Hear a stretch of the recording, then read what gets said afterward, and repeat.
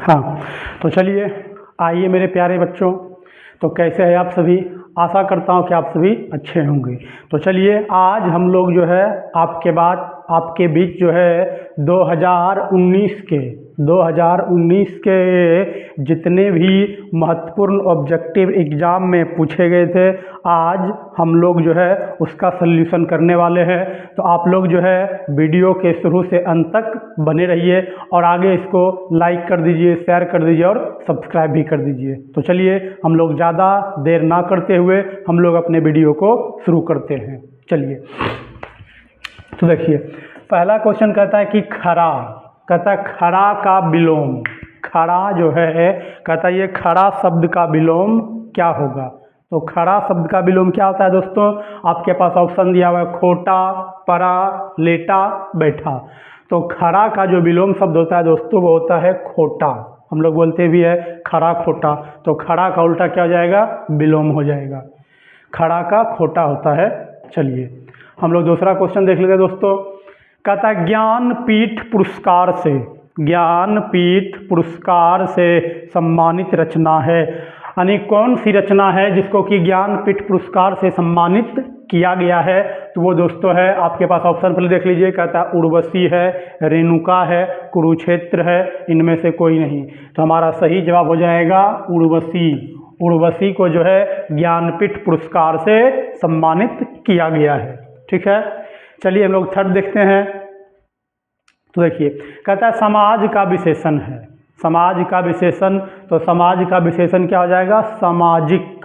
समाज का विशेषण क्या होगा दोस्तों? सामाजिक। तो हमारा सही जवाब क्या हो जाएगा? ए नंबर हो जाएगा सामाजिक। समाज का विशेषण क्या होता है? सामाजिक होता है।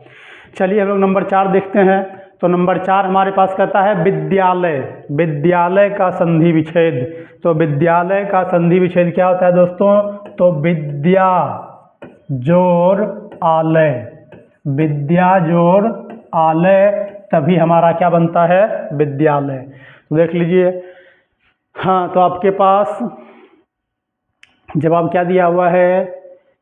विद्या जोड़ विधा हो गया डी नंबर। तो आपका सही जवाब यहाँ देख लिए विद्या, यानी विद्या जोड़ आलय। ठीक है, विद्या जोड़ आलय। ठीक, चलिए आगे बढ़ते हैं हम लोग। तो आगे कहते हैं दोस्तों घुटने टेकना मुहावरे का अर्थ है। घुटने टेकना मुहावरे का अर्थ है। तो घुटने टेकना मतलब होता है हार मानना। अगर किसी के सामने हम मान लीजिए घुटने टेक दिए हैं, इसका मतलब क्या हुआ? तो उसके सामने हम हार मान लिए हैं। ठीक है, चलिए आगे बढ़ते हैं नंबर 6। तो कहता है संपूर्ण क्रांति के रचनाकार कौन है? या संपूर्ण क्रांति जो है किसने लिखा है? तो आपको पता ही होगा, थर्ड चैप्टर आप पढ़े होंगे। संपूर्ण क्रांति के रचनाकार कौन है? तो जयप्रकाश नारायण है। संपूर्ण क्रांति के रचनाकार जयप्रकाश नारायण है। तो चलिए आगे हम लोग देखते हैं। आगे आपके पास क्वेश्चन दिया हुआ कहता उदंड का विलोम। उदंड मतलब बिगड़ा हुआ। तो उदंड का विलोम क्या हो जाएगा? विनम्र। उदंड का क्या होगा? तो हो जाएगा विनम्र। उदंड का क्या होता है? तो विनम्र होता है दोस्तों। चलिए आगे कहता है उसने कहा था किस प्रकार की कहानी है? उसने कहा था जो आपका सेकेंड चैप्टर है वो कहता है किस प्रकार का कहानी है। तो ऐसा क्वेश्चन हमने आपको पीछे बहुत बताया हुआ है ये क्वेश्चन। तो उसने कहा था जो है वो कैसी कहानी है? तो ये एक प्रकार की कर्म प्रधान कहानी है। उसने कहा था कैसी कहानी है? तो कर्म प्रधान कहानी है। ठीक है, आगे बढ़ते हैं। तो कहता है बातचीत शीर्षक निबंध के रचनाकार। आपका फर्स्ट चैप्टर है 12th हिंदी के कहानी का पहला चैप्टर कि बातचीत शीर्षक निबंध के रचनाकार हैं। तो आपको पता ही होगा फर्स्ट चैप्टर है बालकृष्ण भट्ट। बातचीत शीर्षक निबंध के रचनाकार कौन है? तो बालकृष्ण भट्ट हैं। आगे कहता आनंदित में कौन सा प्रत्यय है? आनंदित, तो इसका शब्द ढूंढ लीजिए। तो इसमें शब्द क्या है? आनंद। प्रत्यय हमेशा शब्द के अंत में लगता है। उपसर्ग कहेगा तो वो शब्द के पहले लगेगा। तो इसमें शब्द क्या है? आनंद है। तो इसका प्रत्यय हो जाएगा इत, बी नंबर। आनंदित में प्रत्यय क्या हो जाएगा? इत हो जाएगा। आगे देखते हैं हम लोग। तो आगे का दोस्तों तुलसीदास के दीक्षा गुरु थे। तुलसीदास के दीक्षा गुरु कौन थे दोस्तों? तो नरहरि दास थे। तुलसीदास के दीक्षा गुरु का नाम क्या था? नरहरि दास था। ठीक है, आगे देखिए,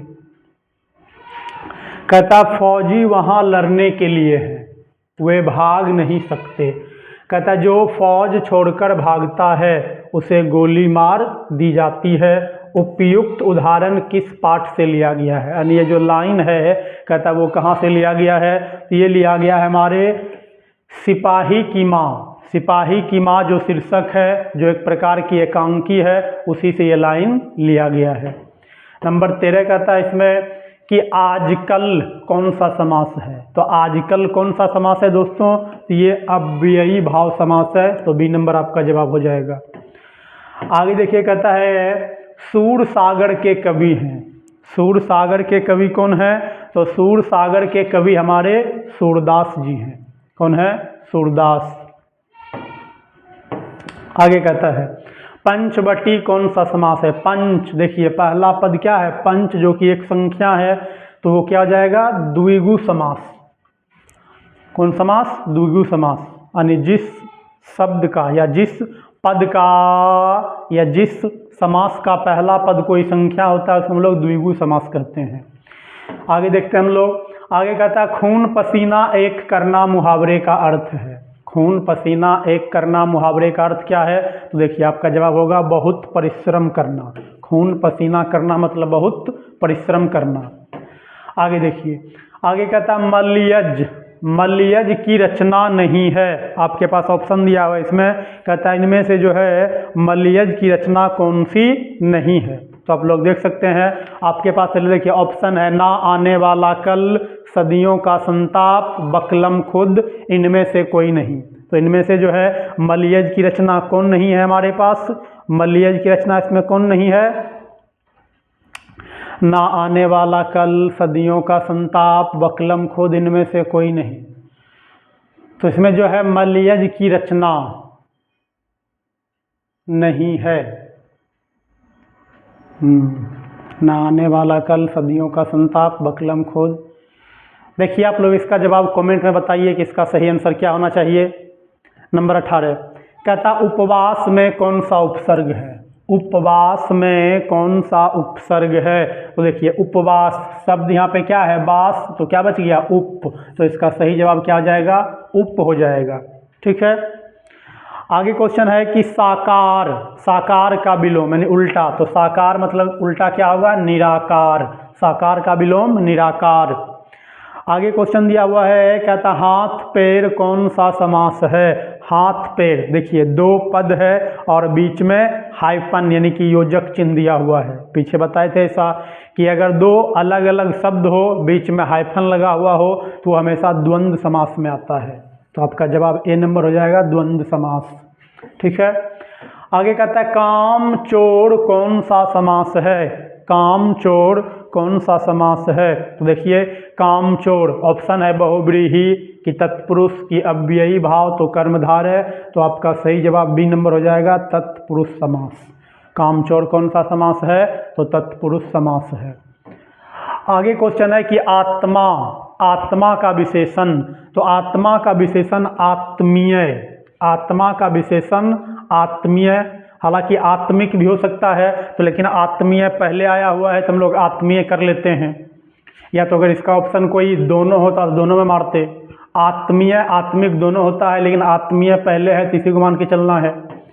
आगे कहता है नंबर 23, कहता है नयन का संधि विच्छेद। नयन, ने जोड़ अन, ने जोड़ अन नयन, ने जोड़ अन नयन होता है। आगे देखिए, आगे कहता है जिसने गुरु से दीक्षा ली हो, जिसने गुरु से दीक्षा ली हो, एक शब्द में उसको कहा जाता है। तो हम लोग उसको क्या कहते हैं दोस्तों? दीक्षित। जिसने गुरु से दीक्षा ली हो उसको क्या कहते हैं? तो दीक्षित कहते हैं। ठीक, देखिए आगे क्वेश्चन है कि निंदा का विलोम है। निंदा, निंदा का उल्टा विलोम है। तो देखिए निंदा का स्तुति। निंदा का क्या होता है? स्तुति। आगे क्वेश्चन देख लीजिए, तो आगे क्वेश्चन कहता है हार जीत कविता किस कविता संग्रह से ली गई है? हार जीत जो हमारा कविता है वो कहाँ से लिया गया है? तो कहीं नहीं वहीं से, कहीं नहीं वहीं से लिया गया है। आगे देखिएगा था लंबोदर कौन सा समास है, तो लंबोदर आपका बहुव्रीहि समास है। लंबोदर कौन समास, बहुव्रीहि समास है ये। चलिए आगे हम लोग देखते हैं। तो आगे क्वेश्चन है कि निम्नांकित उदाहरण किस पाठ से लिया गया है। निम्नांकित उदाहरण किस पाठ से लिया गया है दोस्तों, इसमें तो लगता है क्वेश्चन देना ही भूल गया है, क्योंकि इसमें तो क्वेश्चन तो है ही नहीं। तो चलिए इसको छोड़ दिया जाएगा, क्योंकि क्वेश्चन ही नहीं, जवाब किस आधार पे देंगे। चलिए आगे कहता है धरती का विलोम। धरती का विलोम, धरती का क्या होगा दोस्तों, आकाश। धरती का विलोम क्या होता है दोस्तों, आकाश होता है। धरती का क्या होता है, आकाश होता है। ठीक है, चलिए आगे क्वेश्चन देखते हैं दोस्तों। नंबर 30 हम लोग आ चुके हैं। कहता है निश्चय का संधि विच्छेद। निश्चय, तो निह जोड़ चय, निह जोड़ चय निश्चय, निह जोड़ चय निश्चय होता है। आगे क्वेश्चन देखिए, कहता है उद्घाटन का संधि विच्छेद। उद्घाटन, उत जोड़ घाटन, उत जोड़ घाटन उद्घाटन, उत जोड़ घाटन क्या होगा, उद्घाटन होगा। देखिए आगे कहता है जन जन का चेहरा एक शीर्षक कविता के कवि हैं। तो जन जन का चेहरा एक, ये जो है गजानन माधव मुक्ति बोध की कविता है। आगे कहता है भूषण किस काल के कवि माने जाते हैं। बहुत ही फेमस क्वेश्चन है, बहुत एग्जाम में आता है। कहता है भूषण, तो भूषण जो है हमारे ये रीति काल के कवि हैं। भूषण हमारे रीति काल के कवि हैं। आगे कहता है देवता का पर्यायवाची शब्द है। देवता का पर्यायवाची शब्द है देव। देवता का पर्यायवाची क्या होगा, देव।